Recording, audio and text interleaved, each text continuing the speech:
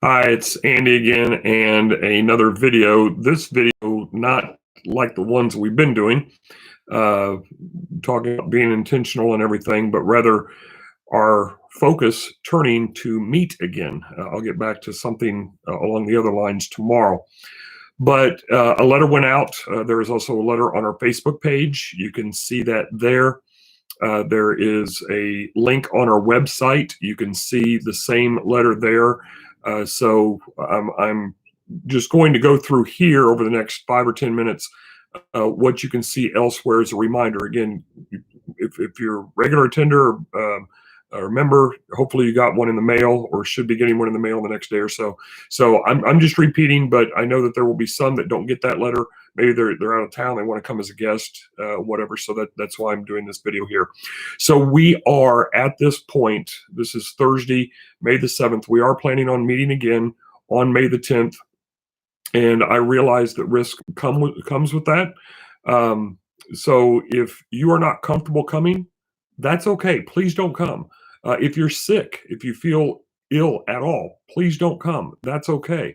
In fact, that would be preferred in that case. But uh, we do have a chance with the uh, stay-at-home orders being lifted, churches being able to begin to meet again together. We are going to do that beginning this week, and we will evaluate how this week goes next week. Right now, the intention is that we will meet every week in May. At a later point, the governor, sometime late in May, the governor is going to give an update on what to do for June. Are things going well enough? We can continue to move forward and even expand further as a state and economy and all that kind of stuff, or do we need to come back in? I mentioned a week or so ago that this is an important step for our society. It was a week or two ago that Georgia began to reopen, and of course some beaches have been reopened, and there's been good and bad with that. But this is an important step. We need to be able to move forward to determine what will happen. We can't just stay locked up forever. And again, I realize that depending upon who's watching, who's listening to this, there are factors in play that you might not feel comfortable getting out. That's okay. Again, I'm not suggesting that we all should just jump into this. I'm saying as a society, we need to begin to move forward. And so taking these steps and our church taking this step at this time is a part of that. So let me just cover briefly what we're going to be doing this week for almost certain. Anything could happen the next 48 hours, I guess, or so, 72 hours. But and then presumably for the month of May at Fairfax Baptist Church. So we are meeting. We are going to have two services. We are going to have a service at 9:15 a.m. We're going to have a service at 10:30 a.m. on Sunday. Both of those services will be the same. What we are asking is for those who are regular attenders or members, to based upon where you normally sit, if you would come at a designated time. So as you're facing the platform, if you generally sit on the left side, which is the west side, which is the football field, if you want to think of it from that perspective, please come at 9:15. Okay. If you sit on the opposite side, the right side, or the side that would be, headed towards Maryville or out of town to the east side of Fairfax, please come at 10:30. The services are designed to be about 45 minutes in length. We are going to be doing that in order for the first crowd to have plenty of time to move out and for the parking lot to clear, for the next crowd to begin to come and to be there. If you are a guest, if you're watching this and you're saying, well, I would like to come and be a guest, please feel free to come at either time. We are planning on wiping down everything in between the services. But anyway, so that is how we are going to try to manage the number of people, etc., this coming Sunday, and again, presumably through the month of May. Now, some other things. First off, families and children are welcome. The directions for the directions that have been passed down are that if you are a family unit, if you have 6 people in your home, or if you have 8 people in your home, you may sit together. Okay, we are going to practice social distancing guidelines. We're going to keep everybody 6 feet apart, but families are families. So if you want to sit with your family. We encourage that, sit with your family. So if there's, if you take up 1 or 2 rows as a family, then we just start the 6 feet from wherever your family is not. We're going to have to monitor how we sit. What my current thought process is, if you sit on the inside, we might have somebody, let's say, on the first row. We're going to sit on the first row this week. So if you sit on the inside of the first row, we might have somebody sit on the outside of the second row, inside of the third row. Again, we're going to have to play that by ear, in part by how many people come, and how families, the sizes of families and stuff that come. So we do welcome children. We are not going to have childcare this week. We do have a cry room in the back of the sanctuary that anybody is welcome to go into, and the speakers will be on so that you would be able to listen to that.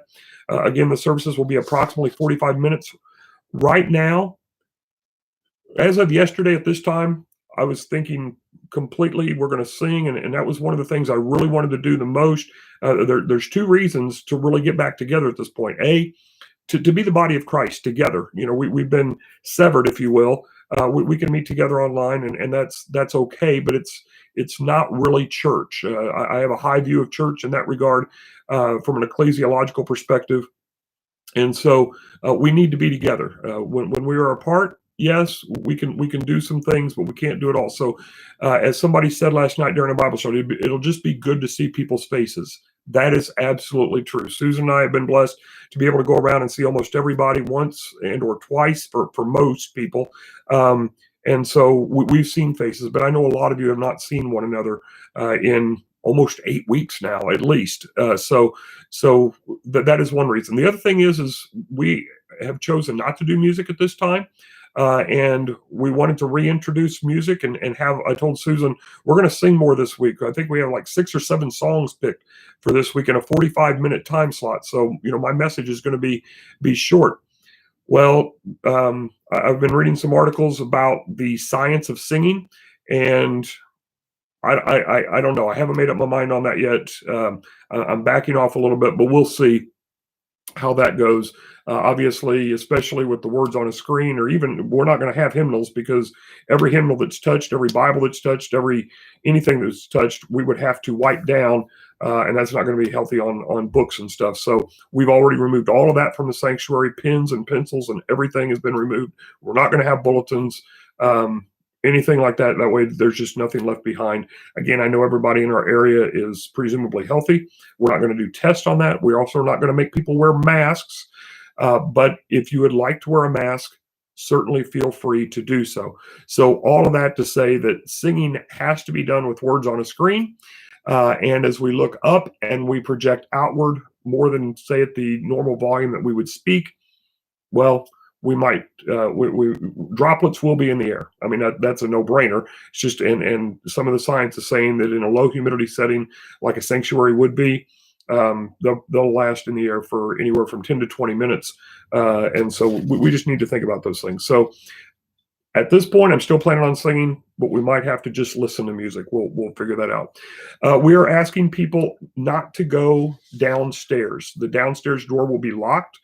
The entrance to the downstairs, from the top to go down the stairs, we are going to have a barricade there that's easily removed, so no fire code or anything like that. But we don't want people downstairs. It's just one less thing that we have to worry about cleaning.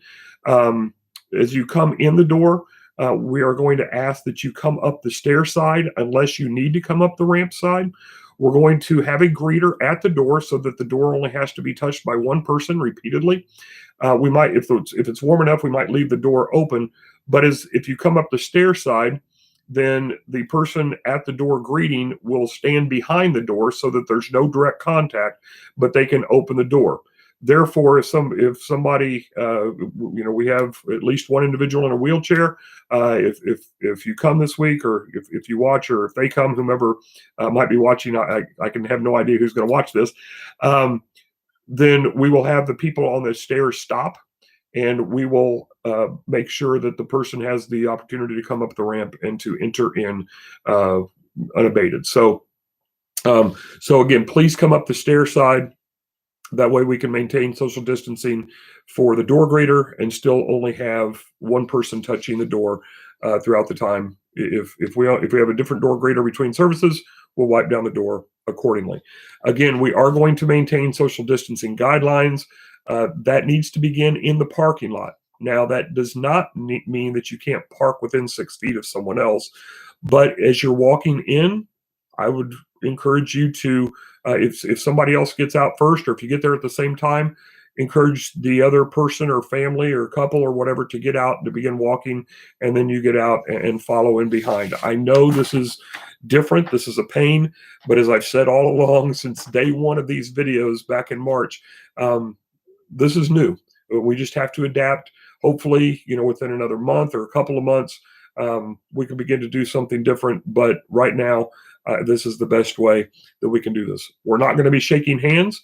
We're not going to be bumping elbows. We're not going to be hugging. You can't do any of those things by maintaining social distancing guidelines. So wave, give a high five, give a high elbow from afar. Whatever you want to do with that. But again, we're not going to do touching in that regard. As far as offering, we're not going to be passing a plate. A drop box has been developed for this time. What we do long term, I don't know, but you will have a place to do that. We do have. I was sent the link today. Roger did send me the link today to be able to get the giving portion up on our website. Susan is looking at getting that done some point later today. So presumably by the end of today, we will have online giving available as well. But for those that come, if you want to drop a check, if you want to put cash or whatever, we will have a drop box available for that. So there is a lot that is going into this. I'm still researching and getting counsel from a lot of people. Giving counsel to people as well, just trying to be a sponge, trying to take as much information in, and then being squeezed and passing out information, certainly to our church and to others, to other church leaders and stuff that I can help along the way as well. This is new. I will say this: a good friend of mine that works at Lifeway, he sent me some information from the 1919 Spanish flu, and Southern Baptist churches did not meet for 4.5 months from the fall of 18 to January of 19. From September through mid-January, most every Southern Baptist church did not meet for 4.5 months. We've been at this by meeting on May the 10th. That'll be less than 2 months. And it doesn't mean that we might not have to backtrack and stop meeting again. We don't know what that'll be. So, but in our lifetime, this is unprecedented. So we're just trying to be wise to come back, because we don't want to have any illnesses arise. Again, it seems like everybody in our county right now is healthy. Thank the Lord for that. Truly thank God for that. But we don't want to have those risks and people becoming ill from that. So I'm going to be up on the platform. Susan will be up on the platform, and we'll start seating in the front row, and then every other row from there, however we can do that. But that's just what we have to do. Again, we will be recording the message portion only and that'll probably be done at the 9:15 service. That'll be live. If that's the service we do, we'll try to announce that tomorrow. But we will be recording that live on YouTube, and then it'll be available for replay at 10:30 or whatever people have a chance to watch that if they want to. This week's message is, we're just going to return to the basics. We're going to talk about our calling, the Great Commandment and the Great Commission. We're just going to start there, and I'll break those down a little bit further next week in these videos with what I call the 5 greats. Most people think of the Great Commandment and the Great Commission. I've got 5 greats, and I'll break each of those down one day next week. So that's all I have for today. If you have questions, certainly can leave them in the comments, email the church, whatever.